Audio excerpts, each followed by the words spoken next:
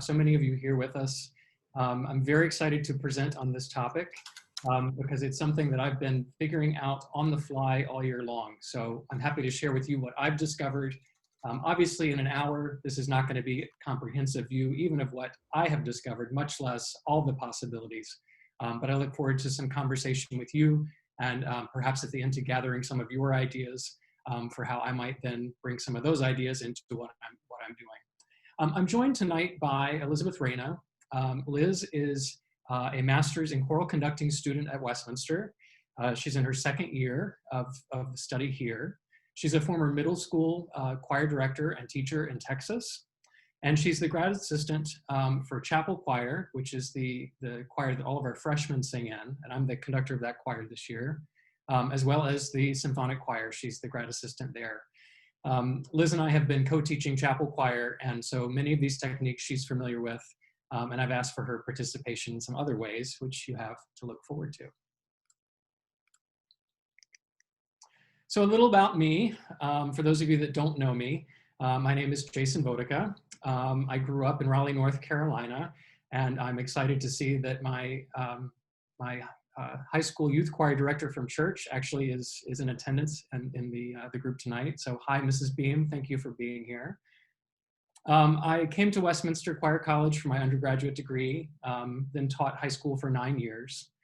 I'm a pianist, I'm an organist, I'm a vocalist, I'm a conductor. My research has focused on the area of choral pedagogy. So basically my main interest is trying to help myself and other people figure out how to do this choir thing better than we're doing it right now. And probably one of the reasons that I'm attracted to improvisation is because I am not myself a confident improviser. And so I realized that in my own musical background that there was a missing link there. And I'm hoping that I can help the people you work with, to sort of fill in that gap. So now I would love to know a little bit about you, so I know who's in the audience, and so you can see who each other are. In the chat, please, could you just type in 3 to 5 words, what and who do you teach? So that could be high school choir, that could be church and community choir, that could be elementary general music, and also where you are located. So I'll give folks a moment to type that into the chat.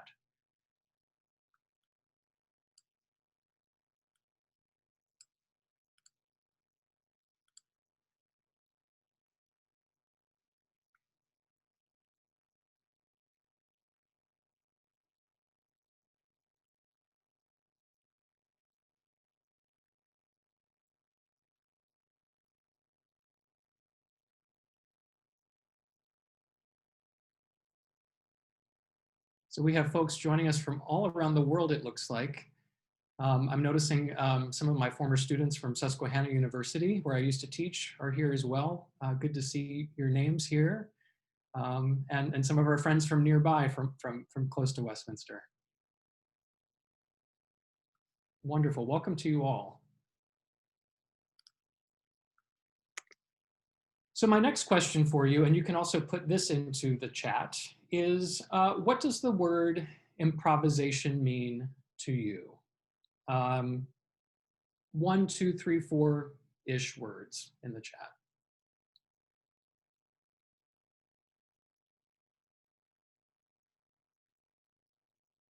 Fear, thanks Trish. I'm with you. Creating musical ideas, freedom from the score, unplanned, creativity with some structure, creative sound play, making it up as you go, variation, fun, breaking the rules, positive risk-taking, freedom of expression, interpretation, yeah, and in some ways just the simple art of interpreting something is in a way improvising, because we can never truly replicate what's on the page. Musical creation, still figuring it out. Me too, Anne-Marie, me too. Going beyond the boundaries. I think all of these are really, really good thoughts and really good places to start. One of the things that I'm discovering about teaching improvisation is that I think in my life growing up, I thought of improvisation as something that was very scary and something that was scary because there were no rules and there were no limits and I could just do absolutely anything. And I didn't really know where to start. And so for me, a lot of this process of figuring out how to improvise myself and also how to teach improvisation is actually about how to impose structure on improvisation. So if you think about people that are improvisers, let's say jazz musicians are probably a group of people we would think about that are in that category. Jazz musicians typically improvise over a set chord structure. Well, there your choices are automatically limited, right? If you have an underlying chord structure. Jazz musicians will often take a piece of music that they know, and they will take that music and they will change it up. Again, starting with some structure. Improvisation sometimes can be a musical conversation back and forth. And when we have a musical conversation, or when we have a conversation in real life, remember we pick a topic to talk about, and we have a limited sort of vocabulary that we use as we discuss something. If we're talking about what we're going to make for dinner, that's going to narrow the vocabulary that we're probably going to use. And that can be helpful to have those structures in place, especially as you're getting started.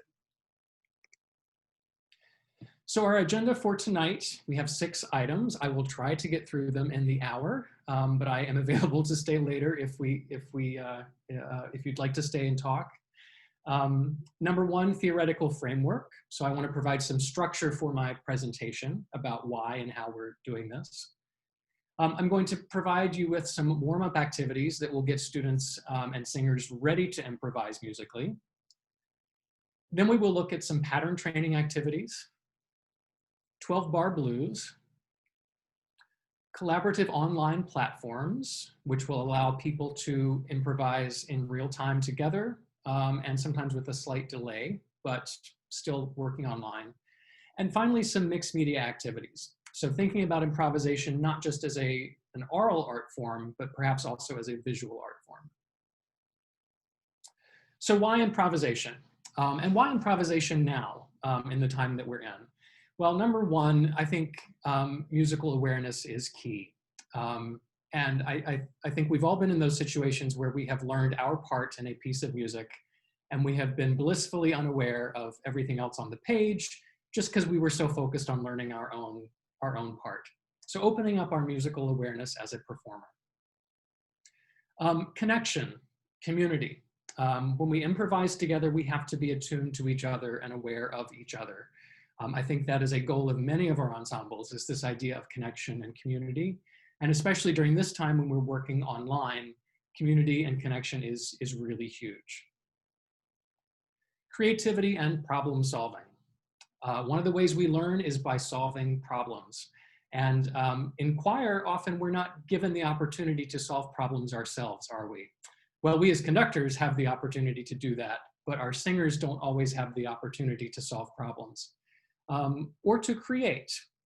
Oftentimes, most often in choirs, we are replicating somebody else's piece of art.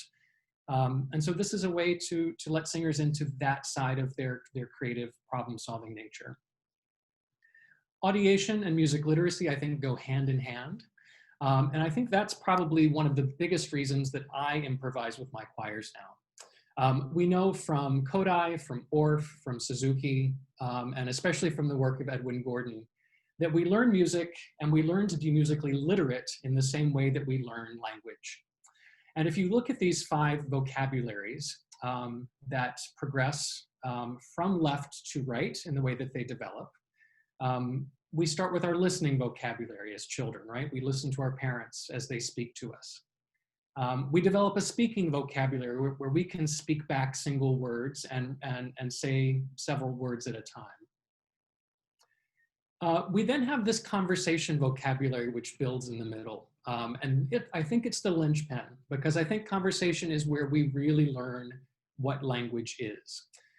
If you think about a child who's just approaching readiness for reading in language, they know how to conjugate verbs, they have a huge vocabulary of words, they know how language works, and they learn that through talking to other people.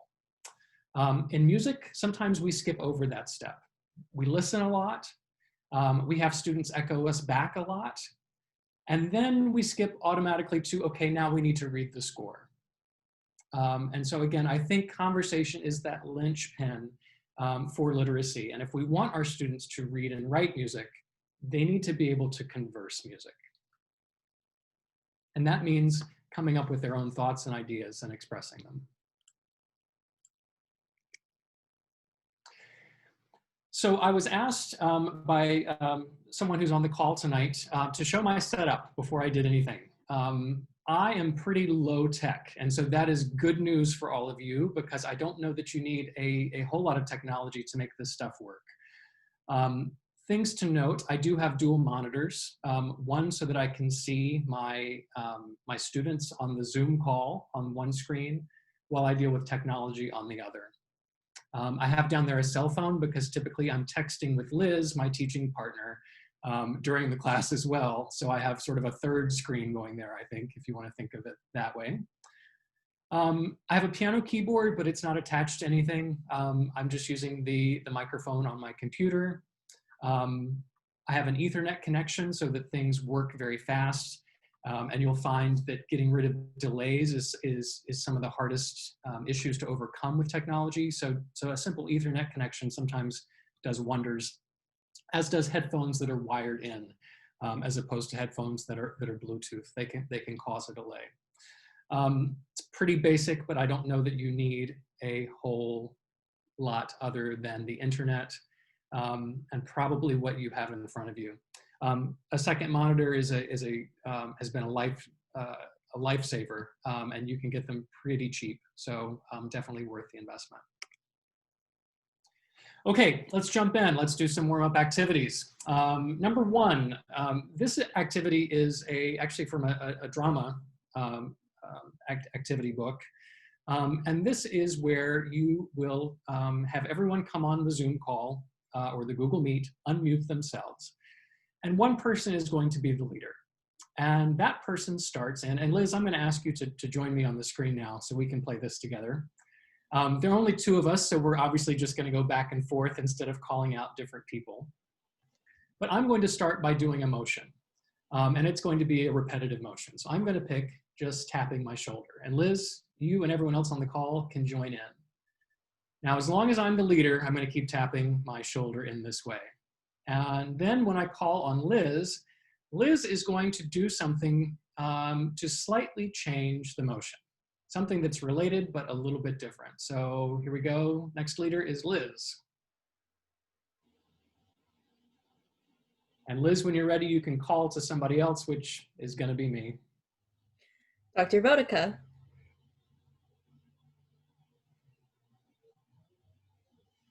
Liz.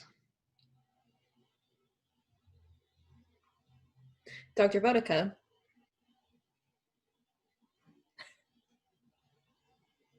Join me, Liz. All right, passing it off to Liz now. Excellent. Okay, great. So we're not making music yet, but that's okay. Warm-up activity to get people feeling comfortable, just making choices in front of other people. The debrief afterwards is very important. So I'm going to ask Liz now. Liz, what did you experience as we were playing this game together? I experienced myself not only focusing on what we were doing, but thinking about what I can do next that is in the outline that you had set, doing a motion that is similar to what you were doing. So it had me thinking ahead. Absolutely, absolutely. And I'm glad you were thinking about what's coming next. So you're thinking ahead while you're still doing the prior thing. That's important as you're improvising. And I'm glad that you were thinking in the same vein. And that's an important part of this. It's not that you just do a random thing, but that you're taking the information that you've been given and slightly changing it. So this might be day one for improvisation, and then we'll leave it, sing our repertoire, and come back on day two. Okay, warm-up activity 2. This is from Murray Schafer's The Thinking Ear. For this one as well, we would have everyone on the call, microphones on so we can all hear each other. And we're going to start by all making a sound that is very high. So Liz and I are going to start And here we go. Any sound.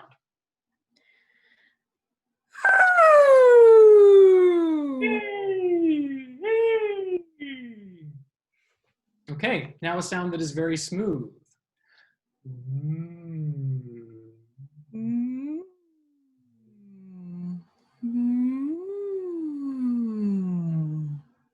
Okay, very soft.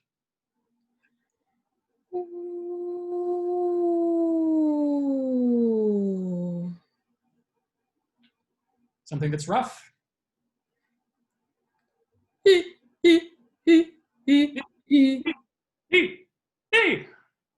Now funny.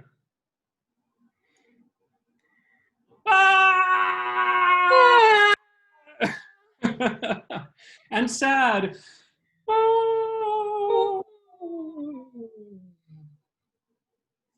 That's step one. Now, you notice sometimes I took the lead, but sometimes I didn't know what to do. So I let Liz take the lead. And that's totally fine too. That's another improvisation readiness technique.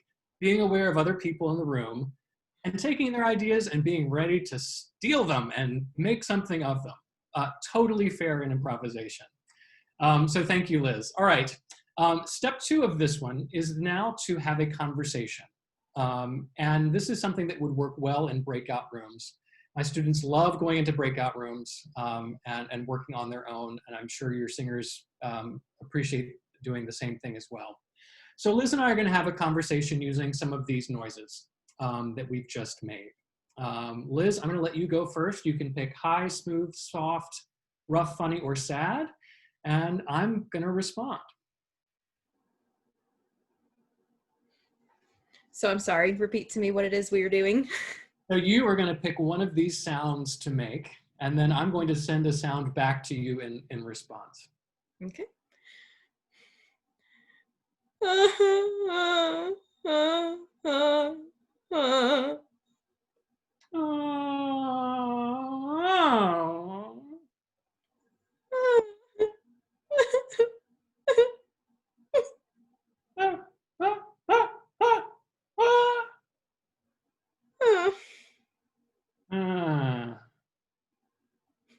And there we go. We've had a conversation that has now been recorded for all of posterity to see.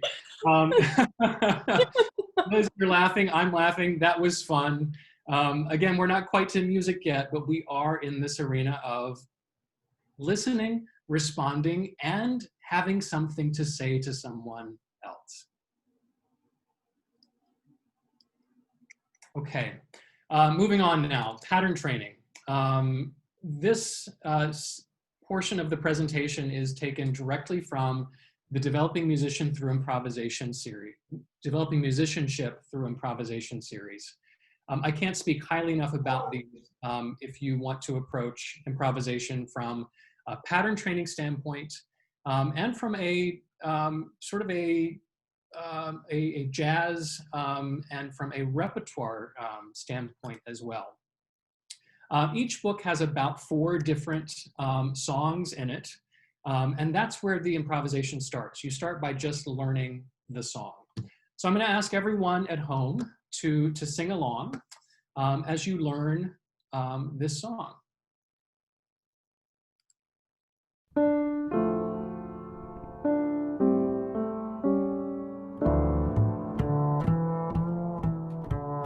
Sometimes I feel like a motherless child. Sometimes I feel like a motherless child. Sometimes I feel like a motherless child. A long way from home. A long way from home. Now that we have learned the melody, we're going to learn the bass line. So would everyone please sing the bass line on Do? And the bass line is notated there for you if you need it, or if you want to just listen, that's fine too.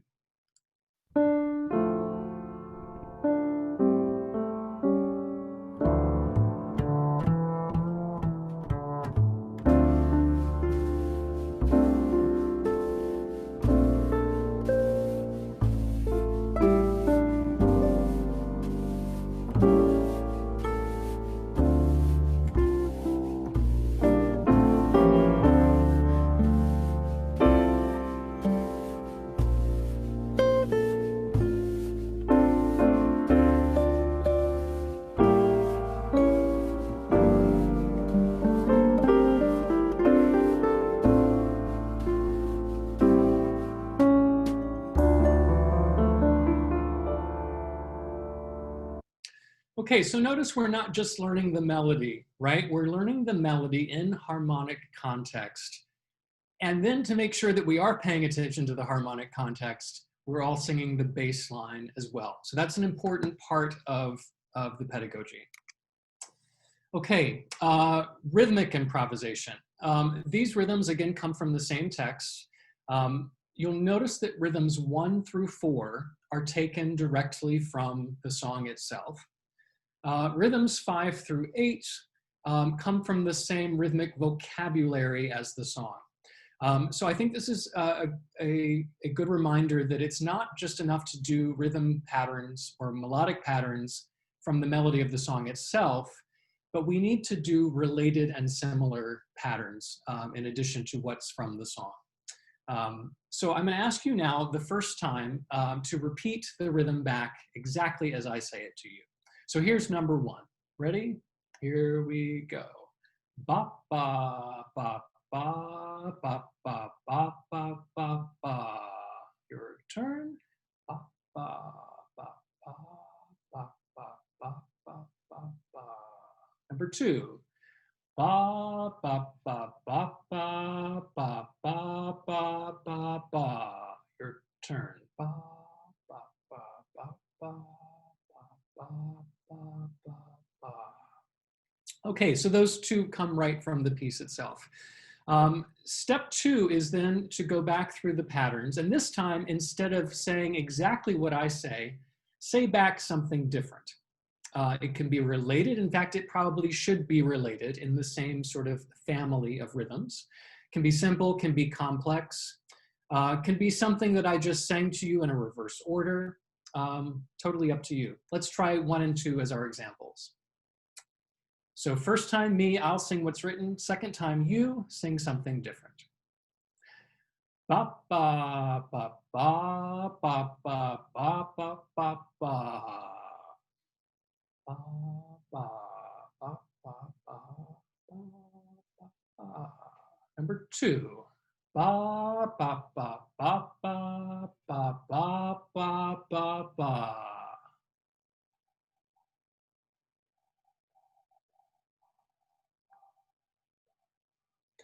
And there we go, we're improvising, having conversation, taking something and responding to it in a similar way, but with something a little different.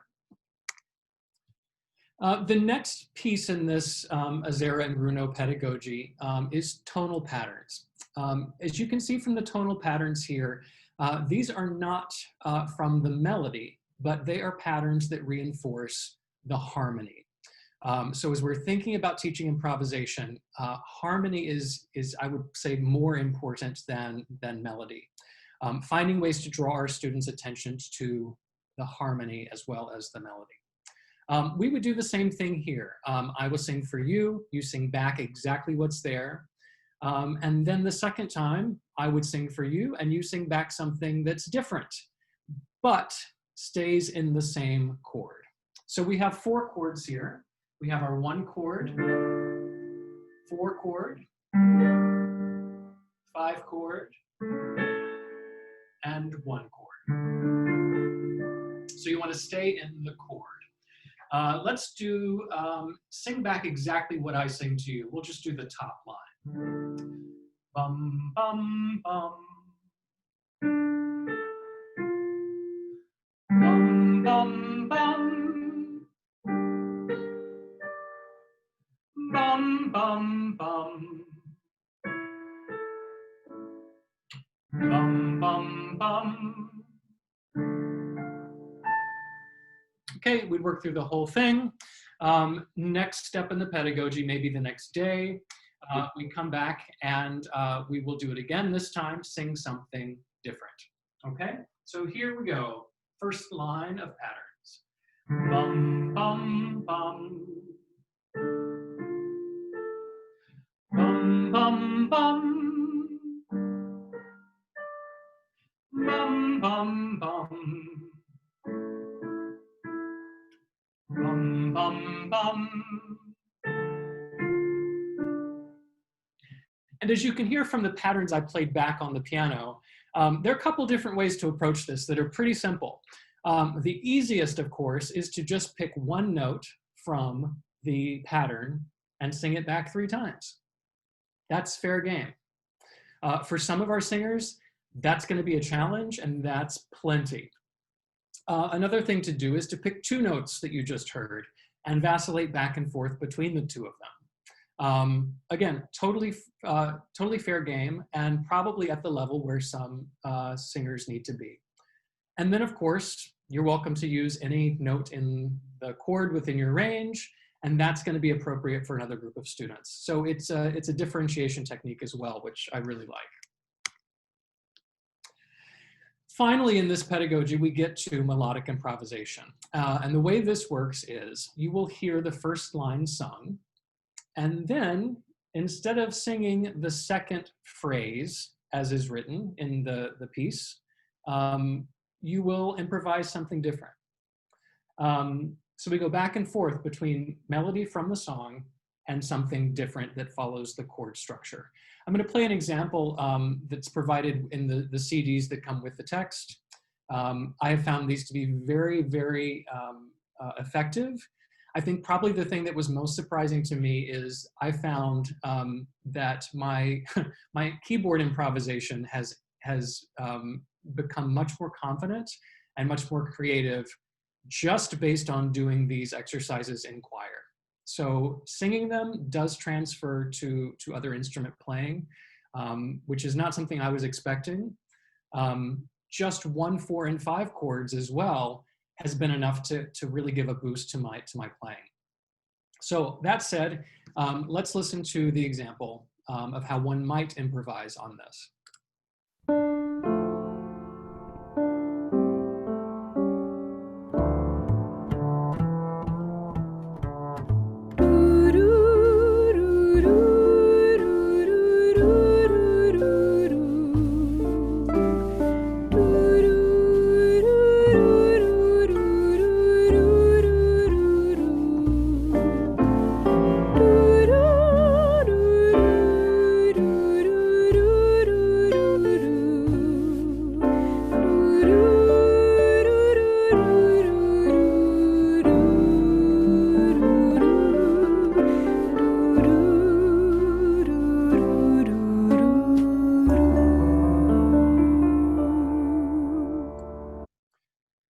It's your turn.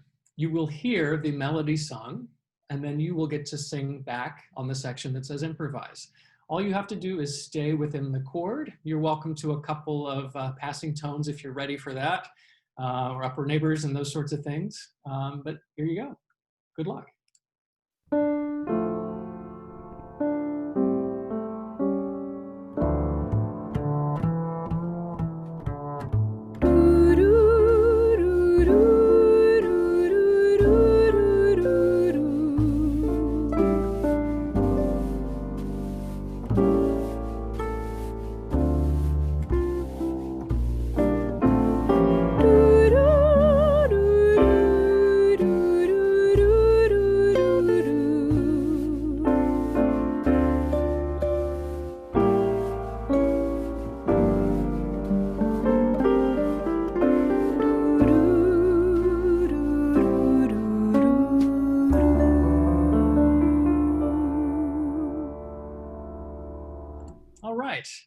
And you've discovered one of the things I really like about teaching improvisation online.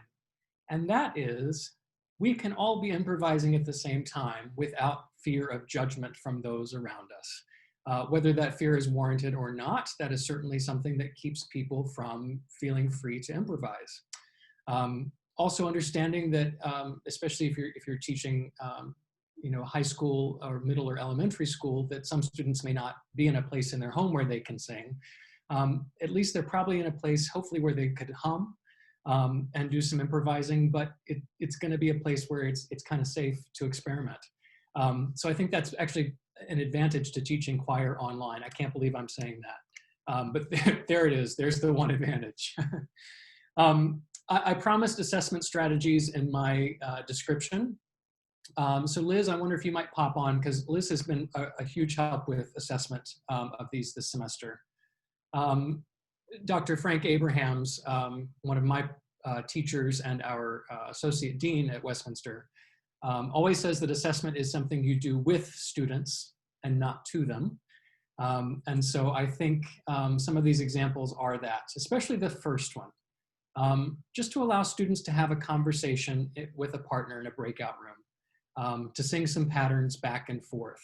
Whether or not you're there as the teacher to evaluate and grade it doesn't really necessarily make any difference, but it gives them a chance to listen and to evaluate.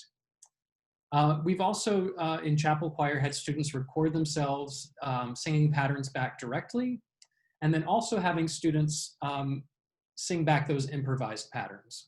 And Liz, I wonder if you might explain or share, what some of those improvisations were like.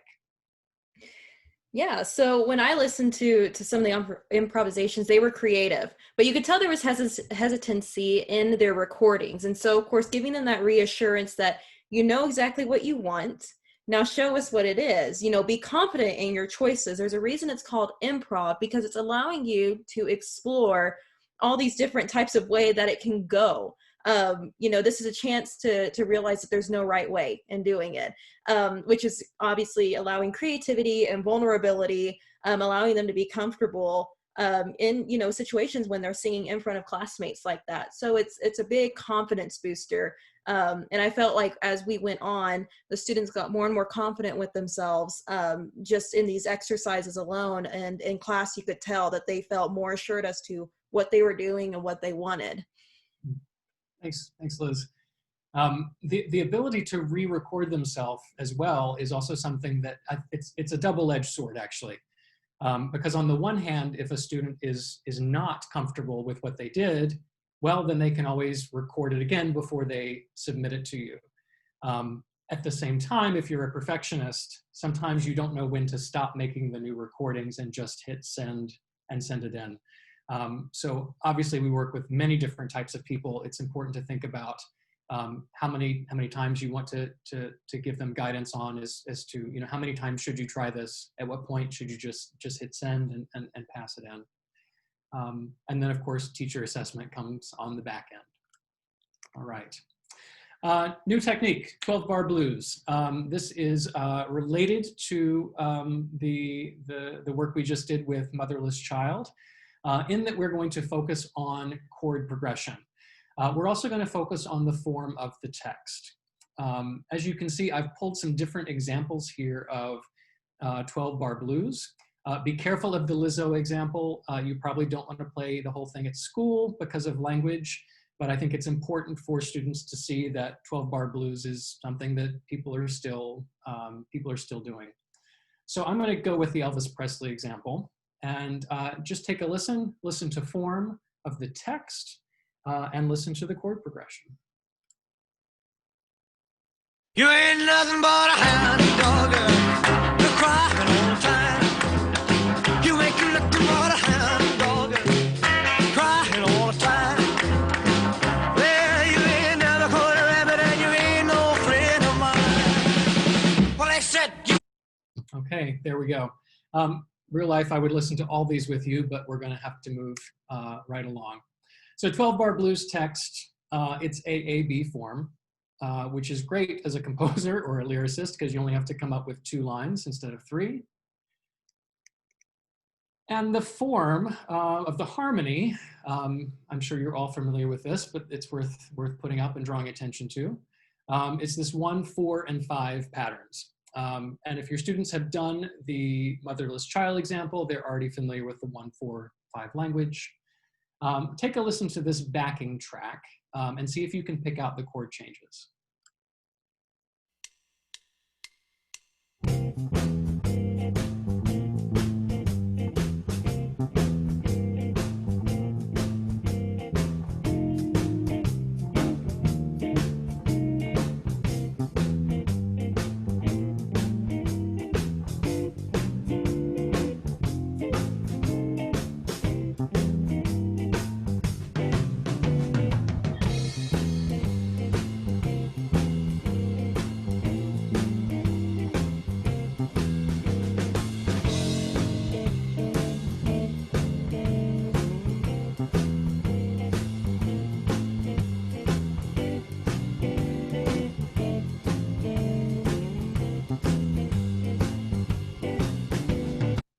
Okay, so now we have the opportunity to create our own blues over this progression. I want you all to think of something that happened to you today or something you experienced.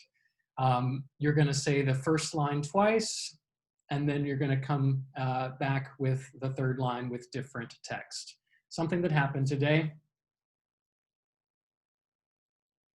And I'll start again. You get a couple clicks, and then we are right in. I'll give you 2 chances so you can try it one way and then try it another way.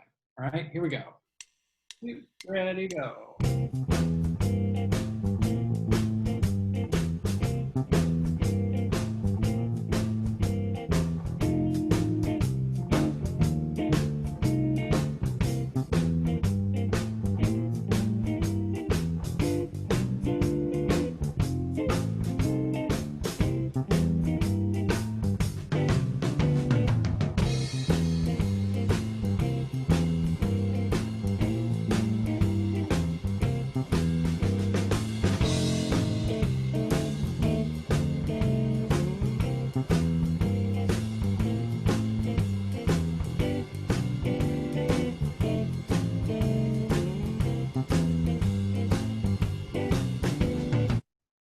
So we can use that as a template to do some improvising as well. Pretty straightforward. I did this with the East Orange High School Choir last week. And it was really cool because after listening to these examples, one of the students put in the chat, "This is my Grease Lightning jam." And I was like, yes, exactly. Grease Lightning from Grease, 12-bar blues. That's what it's about. So listening for harmony. Liz, I asked you to put one together. Do you want to give us an example? Yeah, I mean, it's strictly just 12 measures. That's all you need. That's perfect. All right. All right, here we go.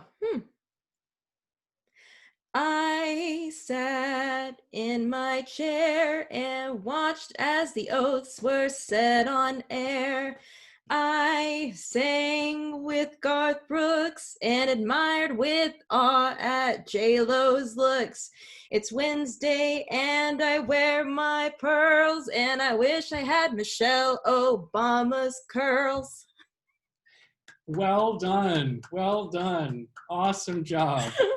Thanks. Fantastic. And that's what happened today. I was working on one and it was going to be about how I had all these plans for today, but I ended up watching TV all day instead. So thanks, Liz, for doing that. Really good job. Inauguration Jam, absolutely. Okay, moving right along, collaborative online platforms. If you have ever used GarageBand or I'm trying to think what the PC equivalent of that is. Well, anyway, GarageBand, Soundtrap. Soundtrap is like online GarageBand. The things that are really nice about it are, number one, that it's free. You can loop, you can edit, and you can arrange. And if you're all signed in at the same time, you can see each other's additions and changes in real time. And as you can see on the right, there's a chat feature. So you can actually be chatting with each other as you're deciding how to collaboratively work on this piece together. The only drawback that I've found from what I've been doing is that there are latency issues for some students. And I'm not sure if that's an Ethernet issue or if that is a wireless headphone issue. We haven't been able to quite figure that out, but that was only for a small number of students. So I wanted to share with you one of the things that we used today, this past semester. Ella's song is recorded by Sweet Honey in the Rock. The process for this was we got one singer to just record herself singing the melody. And I'm going to play that for you now. We who believe in freedom cannot rest. We who believe in freedom cannot rest until he comes. We who believe in freedom cannot rest. We who believe in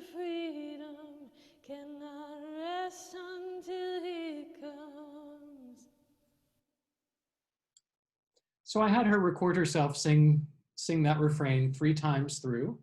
And that top bar there is what she inputted. We then shared the project with everyone in the class, and they had 3 or 4 days to each add their own parts to it. So whoever got there first kind of got to set what some of the harmonies were going to turn into. But as you'll hear with a piece like this, you know, harmonizing with 1, 4, 5 chords is pretty straightforward. So this is what we got back when we listened to everyone's together.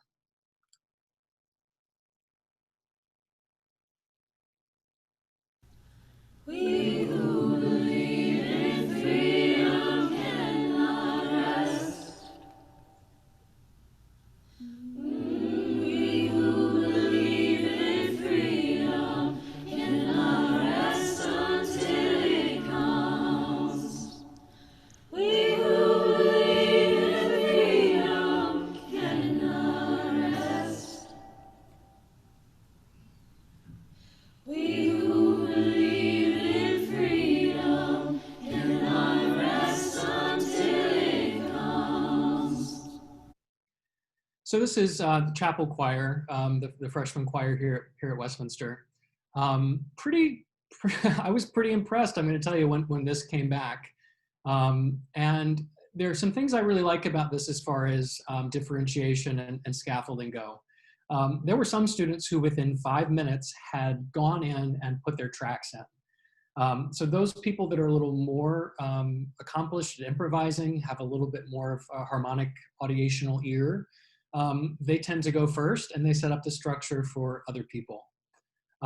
Also, you'll hear on here, some of these students really sound like they're improvising. Others sound like they're just picking fundamental tones in the chord, but that's still making a musical choice and a musical decision. You know, sometimes you have a conversation, sometimes you really think about what you're going to say to somebody, and both forms of communication are totally valid. What we did after this was we had one student go through and edit and sort of clean up some of the dangling S's that are hanging off the end and that sort of thing. And then we had another student go in and create an arrangement of this. So we started with Zoe, who you heard at the beginning. We layered in one other voice, and then we added in soprano and alto voices, soprano, alto, tenor, bass, and created this sort of well composition out of the whole thing. So that's one way you might use Soundtrap for a quasi creative piece there, improvisatory piece. This is another example of a Soundtrap project we did, Voces 8. The video is here and it'll be linked in the handout as well. They teach this song by Bobby McFerrin.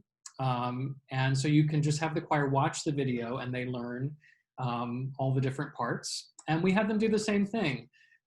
This time though, we put them into smaller groups and said, you know what, make your own composition. Take what's here and make it different, make it your own. And so here's one example of what the students came up with.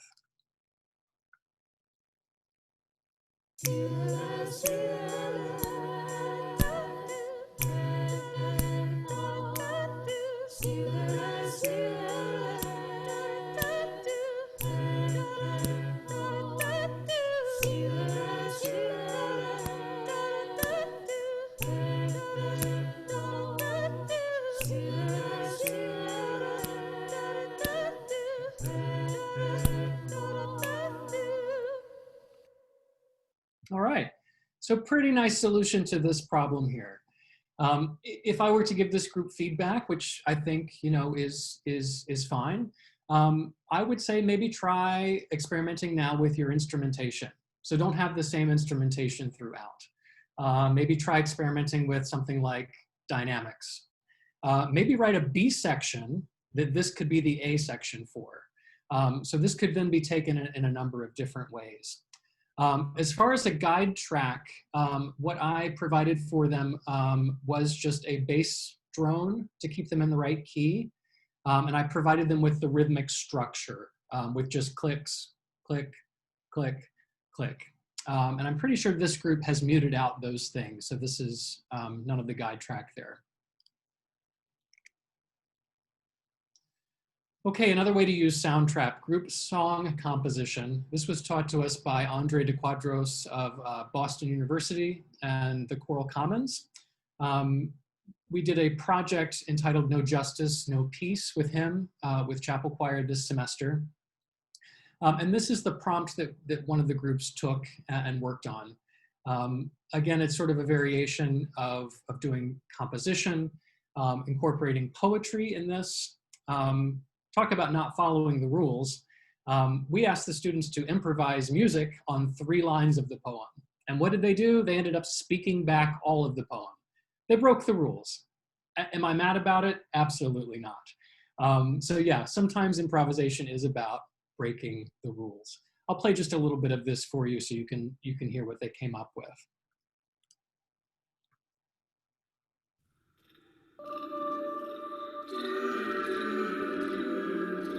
Language matters. All humans need love. Justice is the evidence of redemption made real. What's law and order when hate creates policy? Retribution must be reimagined for victims to heal. Justice is more than a person holding scales. And you hear some more vocal improvisations coming through in there. So another way to use Soundtrap. Okay, another free online app is Upbeat Music app. What's cool about this is it's video conferencing plus an audio recording studio. I mean, a very basic audio recording studio, but it combines the best of Zoom along with an ability to record. This is nice because it creates a final mix for you. Basically, everybody has a chance to sing in their part, and then the software puts it all together and says, here it is. The free version is limited to 4 people, but it can be used for more than 4 people. Earlier today, Liz and I and 2 of Liz's colleagues in our master's program put together a little improvisation. And we used some of these aleatoric techniques that my colleague James Jordan has been using with his ensembles. So these are techniques that allow students to improvise within a structure, gives them limited choices, but does give them some freedom. And so these are the 5 sort of building blocks of this aleatoric technique. Drones, do and so on do or some other vowel. Taking a familiar melody, either chant, folk song, presenting that melody in unison, slightly staggered as it would probably end up if we're doing this virtually, or in sort of a free canon. 3, free improvisation on a limited pitch set. For this one, you're going to hear, I think we did do through la, but you could minimize it and contain it to just do and mi, just re and fa. Free singing or drone underneath a solo, so combining some of these, and static chording. And I'll tell you what static chording is in just a minute when I show you a different example. We didn't actually use it for this one. So here's the format we used for this. We decided to take this chant melody that was familiar to Liz. She has a solo section. We have a free improvisation section with everyone. And we have the 3rd section where everyone sings the chant in their own time. The way the app works is that there is a leader who gets to record their part first. And so I was the leader for this. I put in just a drone and I gave instructions as to when we should move on to each section of the piece. And then after that, my screen goes dark. Everybody else has their own recording station and they get to record in. And as soon as they're done, it spits out this finished product. So here was our first stab at one of these today.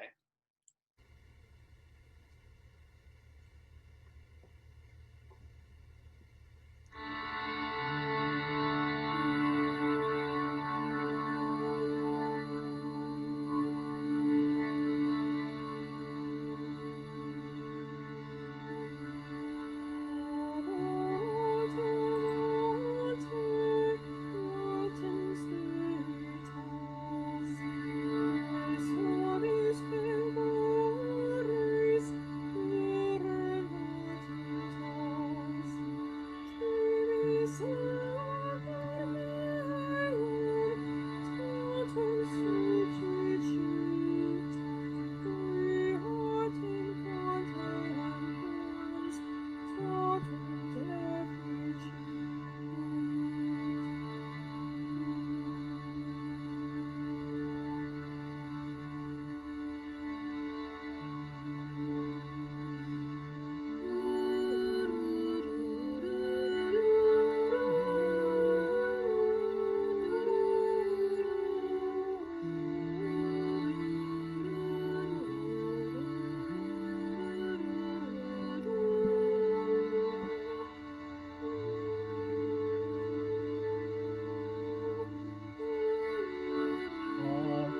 And I'll pause it there.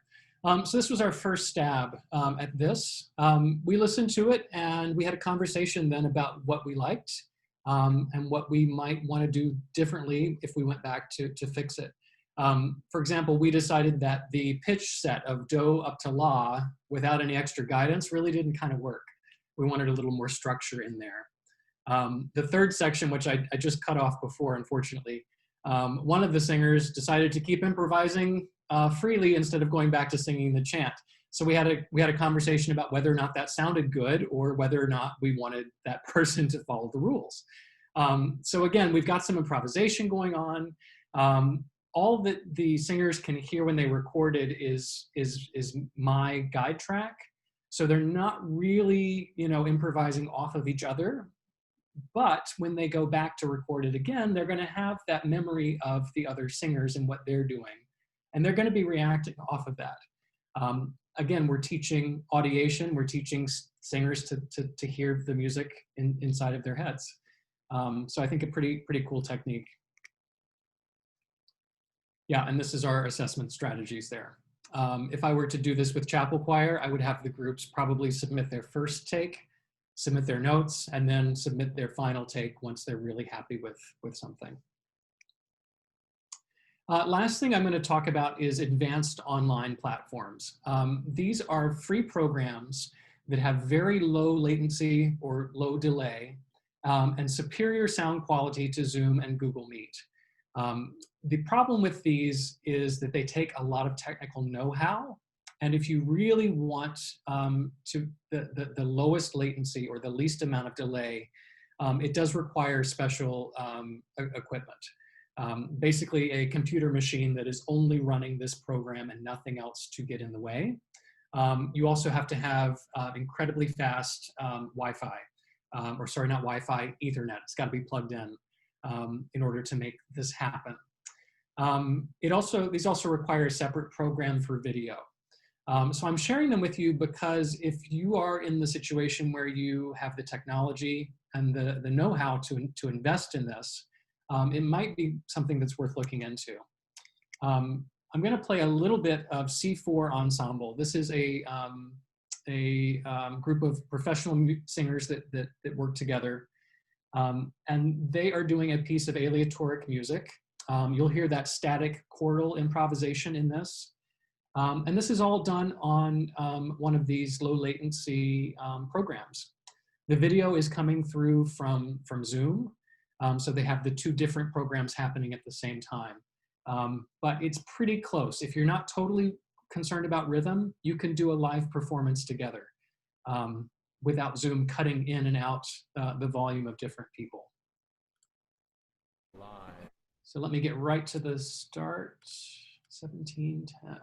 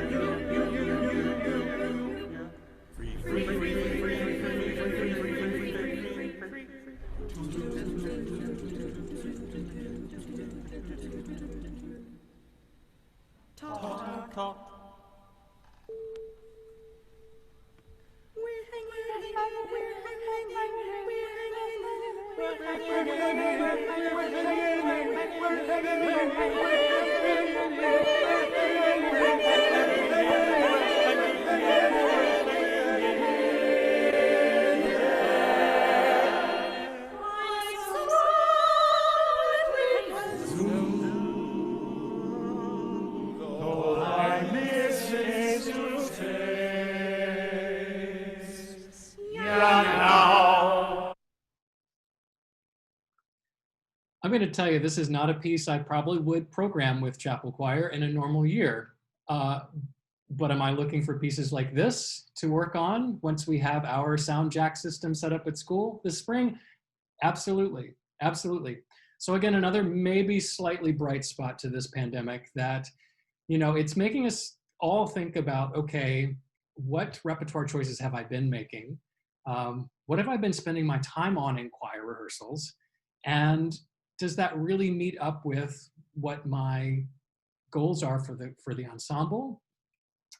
Does it really meet their needs as a group of people? Or are we just sort of stuck in what we do all the time? It's easy to get there. Again, if you have one of these low latency capabilities, you can almost do live performance, almost. Okay, the very last thing I'm going to share with you is audio and video improvisation. This is another prompt that Andre de Quadros shared with us. And the prompt is on the idea distant but together. And you can see the different things that the students were asked to put into their performance. They were given 7 minutes to put this together, which I think was to make sure that they didn't think about it too hard. Also that they just jumped in and made sure they had something. So look for these different things. Look for the color black. Listen for a repetitive rhythmic sound. Look for the repeating gesture. Look for unique camera depth and angle. And this is one solution that the chapel choir students came up with.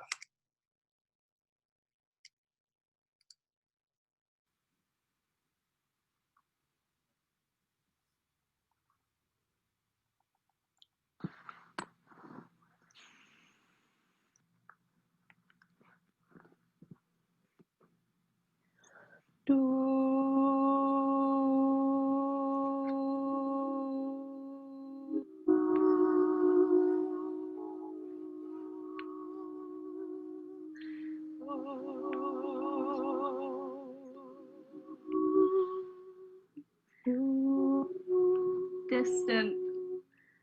Distant, distant, Distant. But together. but together, but together.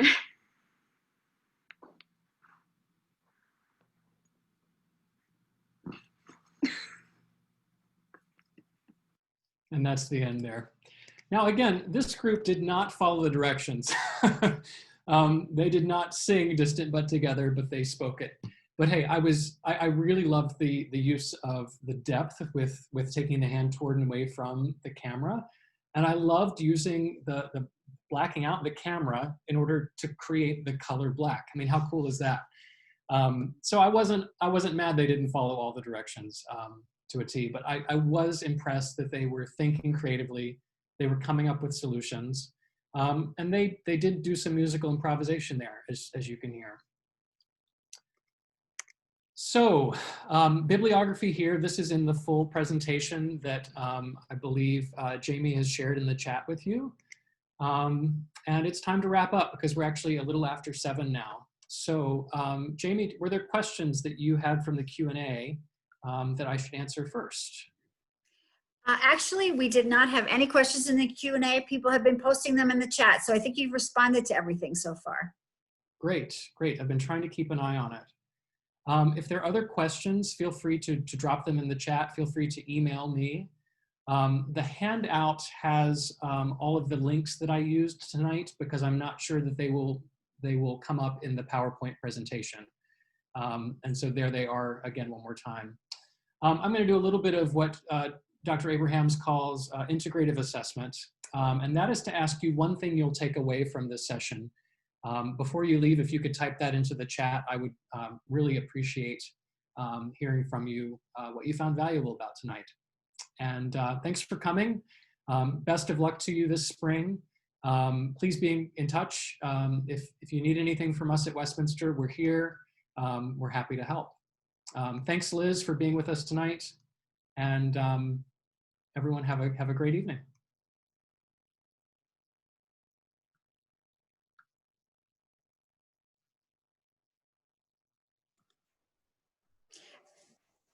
Actually, Dr. Vodica, we did have one late question come in for the folks that are still here. What do you think about Jamcasm? I haven't used it, so I can't really comment. Okay, it's JAMKAZAM. I haven't used it. Does the person recommend it? We'll see if they respond. Yeah, I'm certainly going to look it up though.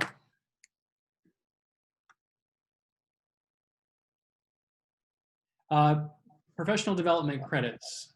Yes, if you would like to have a letter of professional development, you can contact either Stephanie or contact me, and Scott Hurl, who is the Director of Continuing Education, will be providing those.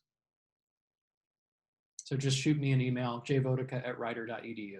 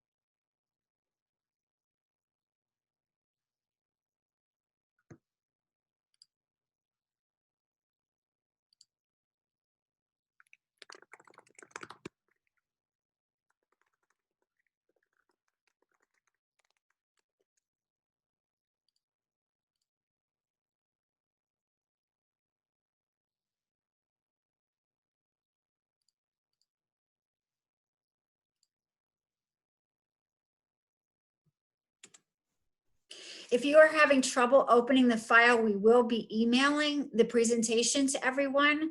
So you will have access to the links that way. I can also provide a condensed version of the file with just the slides. That might help.